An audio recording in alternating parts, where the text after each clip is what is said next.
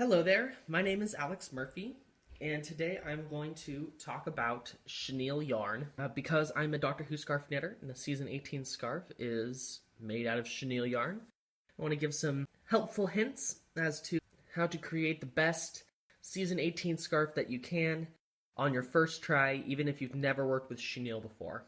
So first, let's talk about chenille yarn as opposed to regular yarn. This is spun yarn. So what you do is you take a fiber, this is wool, you shear the sheep, and you wash and prepare the yarn into tufts that are combed called roving. And the roving is then spun into plies on a machine. It's literally just spun. And then the plies are spun together. And that's how you get this. Chenille is done very differently. So chenille is a bunch of very, very short fibers called pile fibers that have been laid between two long strands called core yarns. You get two core yarns. You can see here I've pulled away the pile fibers from the core so you can see it. You see the pile fibers there, and the two core fibers. There's actually two in there, you can see. The pile fibers are laid between the core fibers, and then the core fibers are spun. So the pile fibers end up spun around with the core fibers and the core yarns, and you get this very fuzzy, soft yarn. The word chenille actually is French for caterpillar. So that's the idea, is that it looks like a little fuzzy caterpillar. And that's what you have, and that's how it's made. Think of it as pipe cleaner. It's literally made the exact same way as pipe cleaner, except that you have a soft yarn as the pile fiber instead of a coarse plastic. And instead of wires, you've spun with yarn for the core. But it's literally made the same way. Because of how it's made, it has different properties than this normal yarn. The biggest two actually being, firstly, that this is a non-elastic yarn. This yarn does not have much stretch. Here, let's see if I can. I'm pulling on that. I don't know if you can see me tugging, but it's really not going. Which is different from normal yarn, which when you pull actually does have a little give. And the second important thing to know for knitting purposes is that you need to remember that these fibers, these pile fibers are sticking out at a 90-degree angle from the core. So when this yarn travels over itself, when you're knitting and they cross, the fibers get tangled into each other. They push into each other, which makes them want to lock together more so than normal yarn, which wool is barbed. If you look at wool under a microscope, you can see that's actually barbed, which is why it felts when you put it in the dryer, and why it feels itchy to a lot of people. Superwash yarn is wool that's had the barbs removed. But even this will catch on itself more so than barbed regular wool yarn will, because of the way that it's been made. And that makes it tricky to knit.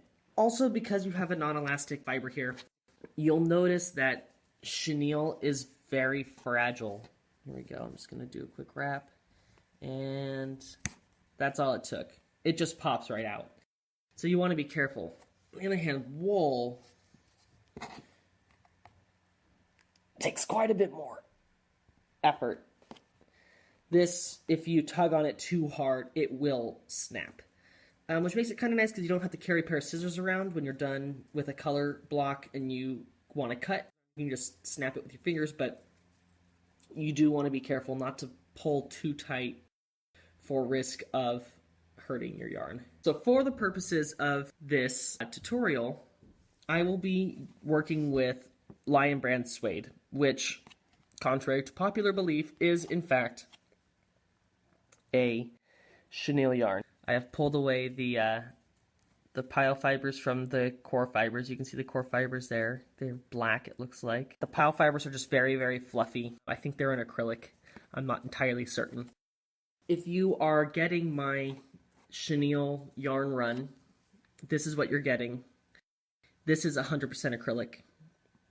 And you can see here This is a cutting of the vintage chenille, the real chenille that was used on the season 18 scarf. It was made by Sirdar. When I pull on it, it tries to unspin itself. Isn't that interesting?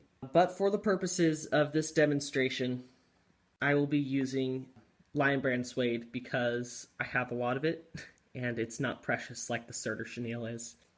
So before I start, I'm going to sort of jump into the tutorial after I've cast on, but I want to give you some specs first. First, I'm using a US size 8, which I think is a good needle size for hitting the correct gauge in Lion Brand suede, if that's what you're making your scarf out of.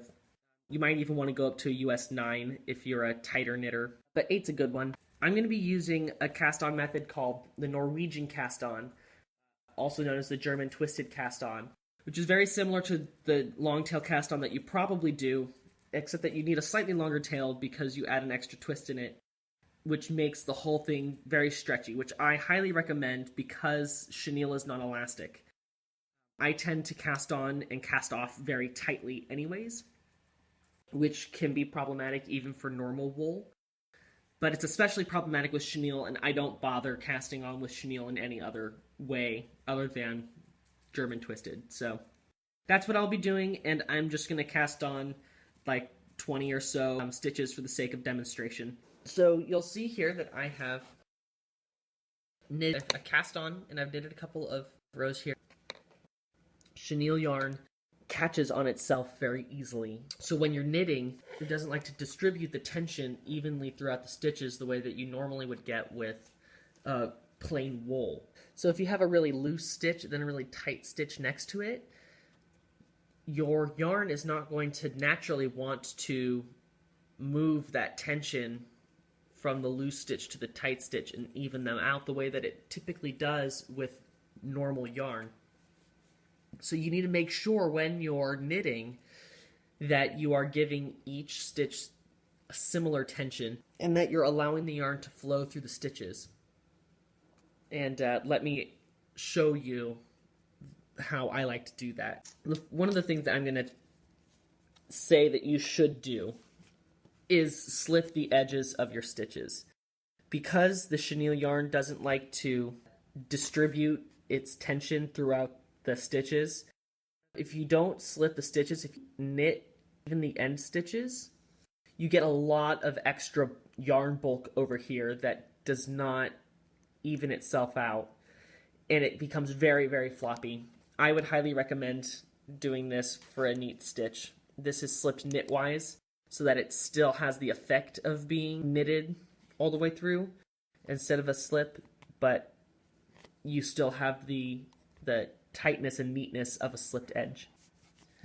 So one of the first things to keep in mind is that I like to keep my stitches sitting towards the end of my needles. I don't like to have them back here, which is a thing that I can get away with on a regular wool yarn because it'll stretch around it and it'll be fine.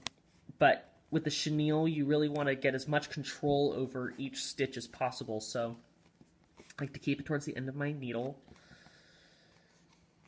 Put the new needle in, put the needle in. Pull the yarn. I like to make sure that the end is working. One of the things that I like to make sure I'm doing, and you'll find that the ends of your stitches get very tight here, is that when you knit it, you want to make sure that the yarn here is pulling through. And let's knit that, and then I think on some other ones it'll be a little easier to show you what I'm talking about. See this here? This is connected to another to the stitch that you just did. And you can see how the yarn there is moving through. See, here's the yarn as it comes through underneath the previous stitch, okay? Now when I knit it, you see how that's pulling in? You want to make sure that the yarn is doing that because that will allow it to naturally move the tension from stitch to stitch. See here, here's that yarn there. When I pull it, I want to make sure that that's moving. Yeah, that little crunching, yeah, that's good. You want that. That will make sure that your yarn is moving. See, there we go. So, and then I like to sort of pull on it too, just to make sure that it's moving. You'll get two things out of that. The first thing is that you'll get these nice big stitches on one end, these nice big loops on one end.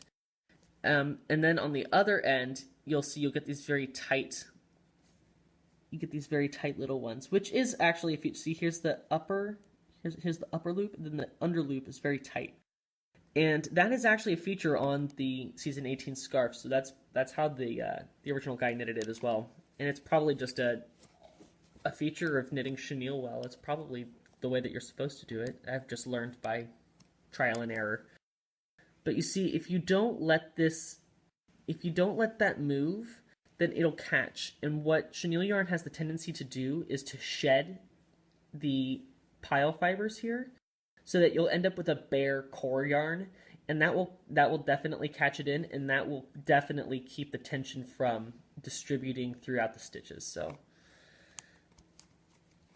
that moved. See, there we go. Yeah. See, I like that. That's good. And you'll see that the stitches get a little looser as you go in, and then they feel a little tighter as you get to the end. Maybe that's just me, but that's something that you'll want to be aware of, because it'll be more difficult to allow the stitches to move when I get to the end. Here we go. Should make just a little bit of a crunching, a little vibration there, and that's good. That's how you know that the yarn isn't working itself into a rut. And keep the tension between the stitches evened out.